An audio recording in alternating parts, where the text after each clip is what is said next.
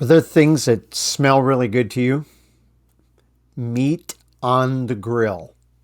Mmm. My wife and I walk around occasionally in our neighborhood, and if you're out walking later in the afternoon, sometimes you smell the neighbors cooking some food, and you're thinking, I want to invite myself over there because that smells good. Our sacrifices that we do as believers can also be good, smelling.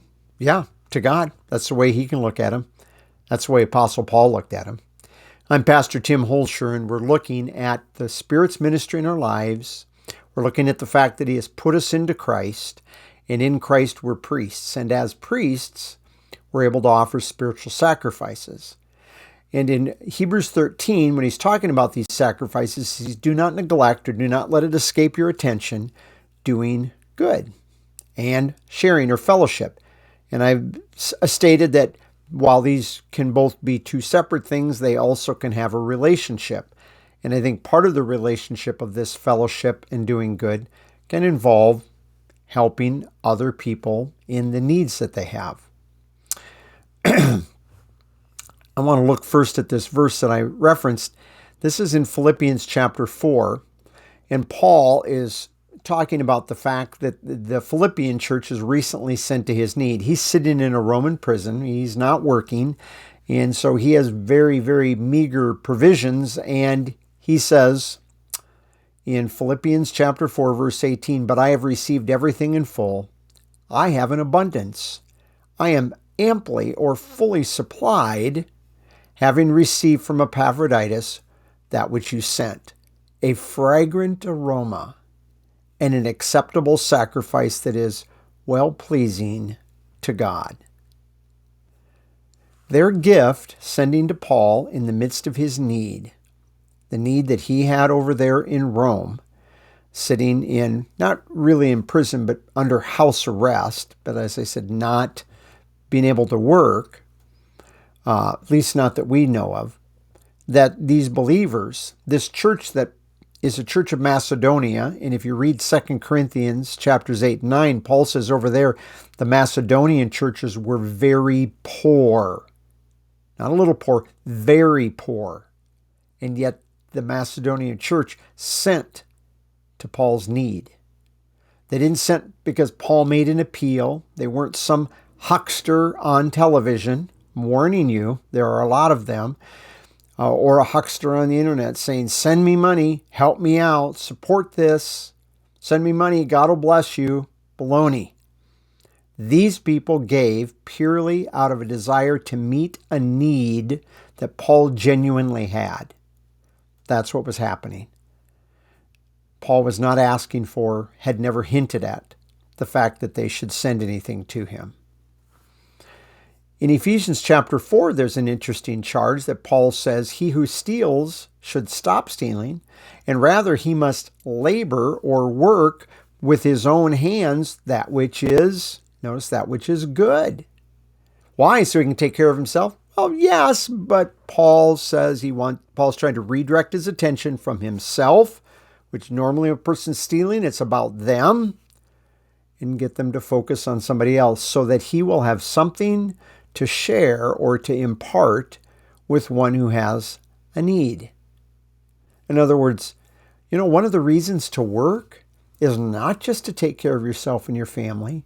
One of the reasons you work is that you can help other believers that have real needs. Again, not pretend needs. It's not that I've got this car, but it's old and I'd like a newer, fancier one. Baloney. That's not what it is. It's about a person that has a real need. Winter's coming, and they've got a couple of children, and they do not have adequate clothing for their children, and they're not blowing and wasting their money on all kinds of frivolous, ridiculous stuff. They're not eating expensive, fancy food, and they're not going and taking exotic trips around the area or anything like this. Exotic trips around my area, that sounds kind of funny. They're not doing this kind of thing. They have a real, legitimate need to clothe their children adequately for the winter. We're moving into summer, so it's becoming less of an issue. But that's just trying to illustrate. And I'm not saying the need that's alone the need. The need might be that they, no matter how hard they work, don't have the money to eat sufficiently. And so he says, in that type of situation, stop stealing and work with your hands to provide for these other people. This is what they should be doing. That's a sacrifice if we have the right attitude. The last one I want to look at today is in 1 Timothy 6:17, where he's instruct those who are rich in the present age. I indeed think probably most of you that are listening to this, if you're like me, you're rich in this present age. I know we don't think we're rich because we have the world telling us you're not rich unless you're making this much money. But you know what? Most of us aren't worried about whether we're going to be able to eat next week or even next month or even next year. We're not worried about whether there'll be a roof over our heads, and we're not worried about whether we'll be adequately clothed. And I would say if those three things are not things that are concerns for you, you're not worried about them tomorrow, you're not worried about them for next week, next month, probably not even next year, I'd say you're rich, because there are still to this day a lot of people, they don't know if there's going to be a roof over their head tomorrow or if they're going to have food to eat. And so he's instruct those who are rich in the present age. That's me. That includes me. That includes probably you. Not to be conceited or to think more highly or to set their hope on uncertain riches or uncertainty of riches, it says here in Psalm or in the 2020 edition of the American Standard. But it's uncertain riches. I don't care how much money you have in the bank, how much real estate you hold. It's always uncertain because you never know for sure if you're going to keep it. But rather put their hope on God who richly supplies with all things to enjoy. Verse 18, pardon me, but instruct them, furthermore, continuing from verse 17, to do good, and to be rich, not in this age so much, but to be rich in good works. So we have two different words. Both of these words are built off this ergos word, work. And then this one has agathos, and this is kalos. Agathos in terms that it meets a need, it's beneficial. Kalos in that it's also beautiful, recognizably good. To be generous and ready to share. Fellowship. Ties these ideas together again, just as we have over in Hebrews 13. Storing up for themselves a treasure that is a good or a beautiful foundation for the future. It's not just a selfish foundation, it's a beautiful foundation because they're really sharing in the needs of other believers.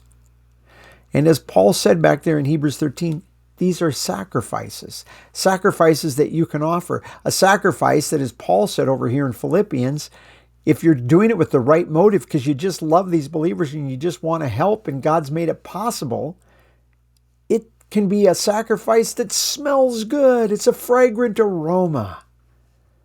And not only is it helping you have a good day in the Lord, but I'm pretty sure if you're giving to a believer and you're doing it out of a loving, right motive, there's a chance it's going to encourage them also to have a good day in the Lord. Thank you for joining me today.